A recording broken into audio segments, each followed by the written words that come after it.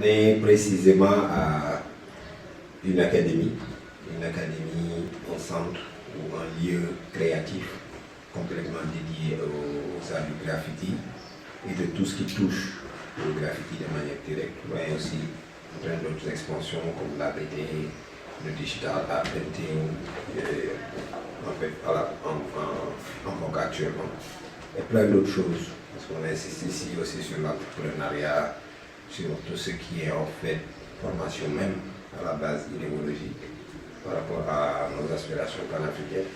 Vous êtes carrément au bastion de RDS qui met l'accent sur la transmission.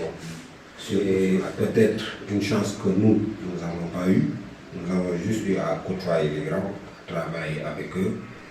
Mais ce désir réel de transmettre en fait le flambeau ou même d'aider à une plus grande diffusion de notre art n'était pas exactement au rendez-vous, ou peut-être même la manière dont on le faisait n'était pas exactement ça, parce que c'était plus une histoire de moi, mon collectif, que voilà, nous, notre famille. Et nous, notre vision des choses, c'était plus mettre l'accent sur la famille, c'est-à-dire un Diablos qui va quitter le Sénégal, qui va aller en France. Il représente toute une famille, en fait. Il représente tout un courant artistique, il représente toute une idéologie, même toute une jeunesse qui cherche une marque créative, en fait. Et c'était important d'impulser cette idée de vraiment mettre l'accent sur le potentiel que nous avons. C'est-à-dire donner la chance aux plus jeunes, peut-être même des vieux, parce qu'ici on reçoit de tous les tranches d'âge. Donner la chance à ces gens-là de s'exprimer déjà d'abord, mais aussi de comprendre qu'à travers cette expression-là, ils peuvent faire de très très grandes choses. Et on ne voulait pas juste rester à l'étape de voilà, sortir de peindre. Il y avait quelque chose derrière. C'est quoi cette chose derrière? Pour donner en quelque sorte sa dignité à l'être, plus à la jeunesse africaine qui comprennent que voilà, ils ne peuvent pas s'écrouler sous la pression sociale. C'est-à-dire tu es artiste, tu n'iras pas loin, tu ne peux pas le faire, voilà, l'art ça sert à quoi? Qu'est-ce qu'on peut faire avec ça? Il fallait qu'on apporte une réponse à ces problèmes-là et montrer aux jeunes que s'ils ont ce potentiel-là, c'est parce qu'ils sont prédestinés à faire de très grandes choses, à entreprendre et à inspirer d'autres à faire le mieux. En fait, lancer un appel à tous ces jeunes désireux de s'inscrire. L'inscription est monnayante à 27 000 francs, les mensualités à 15 000. C'est-à-dire, ils viennent ici, ils vont avoir en fait un module de 6 mois d'abord. Les 6 mois vont se faire autour de l'historique, la philosophie par rapport à l'art même de manière générale, et la spécialité africaine sénégalaise, le graffiti, la naissance du hip-hop, par rapport à l'accession du graffiti dans le hip-hop, parce que le graffiti a précédé le hip-hop, et tout ce qui tourne en fait autour de ce qu'on appelle dans le hip-hop le street knowledge, le street entrepreneurialism, tout ce qui touche en fait à cette manière de donner à l'être la capacité de réaliser qu'il est cette richesse à laquelle il aspire en fait. C'est plutôt des cours théoriques, on va revisiter des documentaires, des interventions extérieures, des artistes expérimentés, etc. Et par rapport à nos sorties aussi, c'est des jeunes qui viennent avec nous, qui vont peindre avec nous, qui vont s'imprégner de la réalité du milieu, qui vont participer à des concours, etc., qui va faire 6 mois. Durant ces 6 mois, ils auront beaucoup de pratiques, mais pas tellement. Il y aura beaucoup plus de théorie, d'exercices, mais de pratiques en vrai sens du terme. C'est les 6 mois passés, ça va être plutôt encore 6 mois de pratiques intensives en fait. Ils vont avoir accès au tableau, ils vont avoir accès aux murs, ils vont avoir accès à tous les outils qui leur permettent de s'exprimer par rapport à leur pensée, par rapport aussi à leur sensibilité artistique, parce qu'on n'est pas un peu fermé par rapport à il faut faire ça, l'artiste doit faire ça, il faut juste leur donner en fait ces canaux de transmission et d'expression. Ils vont pratiquer, et au finish, il y en a qui vont peut-être choisir de vouloir accéder au cours, il y en a qui vont peut-être choisir de créer un autre cours, mais ce qu'il en soit, c'est qu'en fait, on les aide à pratiquer le art de la plus belle des manières, mais aussi à se professionnaliser au point de vue en fait formalités et tout ce qui va avec, et puis s'insérer dans une société où ils sont beaucoup plus actifs en tant qu'entrepreneurs, en tant que visionnaires même par rapport à ces industries créatives qui commencent à prendre une forme. On a une étudiante japonaise donc, qui est venue du Japon, qui exclusivement pour apprendre le graffiti.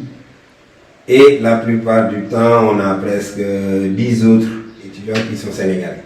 Donc, dans la salle, on essaie de jongler entre l'anglais, puisque elle parle anglais, et Wolof. Pour la plupart du temps, on parle Wolof. On les enseigne en Wolof. Donc, voilà, ils captent. Parce qu'on ne voulait pas aussi faire l'erreur de l'école standard, c'est-à-dire venir bourrer, parler de choses qui n'ont aucune utilité pour ces jeunes-là. Parce que s'ils, à un moment donné, décident d'opter pour une autre vie professionnelle, c'est parce qu'ils ont besoin de changement, ils ont besoin de voir autre chose. On ne voulait pas rentrer dans cette dimension standard. La vision aussi, c'est de pousser ces jeunes-là vers cette professionnalisation et cette expansion de ce que nous avons commencé. C'est-à-dire, on leur fait comprendre qu'ils ne sont pas là pour faire exactement ce que nous faisons, ou d'aspirer à être ce que nous sommes. Mais ils sont prédestinés à faire beaucoup plus. C'est-à-dire, nous, par exemple, moi, je peux être contacté par la RTS, c'est le cas d'une émission où il y a des battles graphiques. C'est ces jeunes-là qui vont acquérir des connaissances, qui vont faire l'expérience en fait des battles télévisés et tout. Et au fur et à mesure, tu recules, tu les laisses au devant de la scène, la RTS va avoir besoin, il va les appeler directement. En fait, ils ont ce réseautage-là. Après, ce qu'il en suit du point de vue en fait retour, c'est qu'ils sont en mesure de travailler de ce qu'ils sont en fait. Ils ont l'opportunité de gagner leur vie par rapport à ce qu'ils font et s'ouvrir au marché international, c'est-à-dire par rapport au festival, mais par rapport aussi à des commissions un peu particulières. Par exemple, moi, j'ai l'habitude de faire des sessions à des universités américaines qui n'a rien à voir avec le fait de venir juste pratiquer la bombe, mais plus dans la phase théorique, dans l'éducation, dans ces sessions où tu rencontres de grands chercheurs qui veulent comprendre le phénomène. Donc c'est assez ouvert par rapport à des possibilités. Nous, on les donne juste les bases et aussi les ouvrir à ces vrais potentiels que eux, qu'ils l'exploitent et le propulsent à un autre niveau. C'est exactement le même cursus, sauf que maintenant, on s'est juste en fait formalisé à un niveau où on a un lieu, où on est en fait, il nous est possible de le faire par rapport à une ligne de conduite. Autrefois, c'était beaucoup plus freestyle. Akonga, il vient, il acquiert l'expérience, il vient me dire ouais, comment est-ce qu'on fait un devis.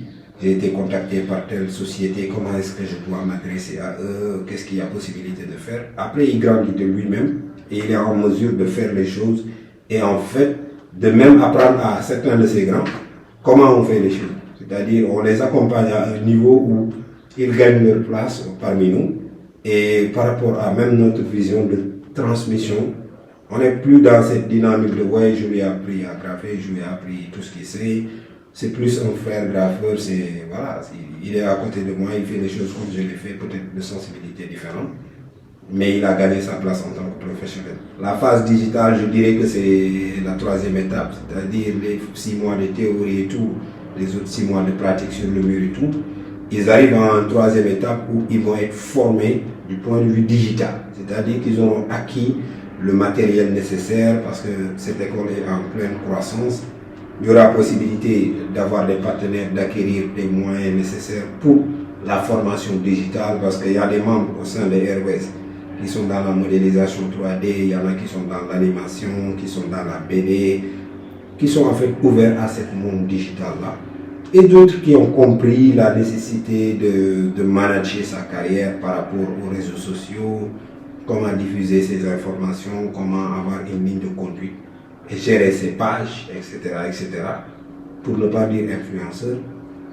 Ils sont aussi là à proposer ces services-là et aider ces jeunes-là à comprendre qu'en fait, ils vivent dans une époque où ils ont des outils, ils peuvent utiliser ces outils-là à diffuser en fait leur idéologie, même leur sensibilité artistique.